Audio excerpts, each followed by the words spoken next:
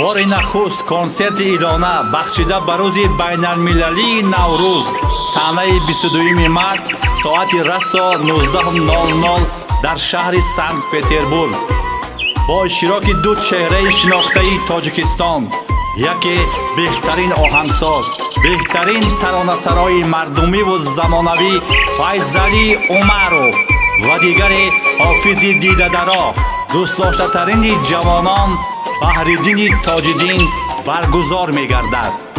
Суроға, шаҳри Санкт Петербург, кӯчаи Бабушкина 91, тарабхонаи Леон. Телефонҳо барои тамос 792 54 33 03 31 ва 792 59 49 21 91. Армуғони Наврӯзӣ барои тоҷикони берунмарзӣ.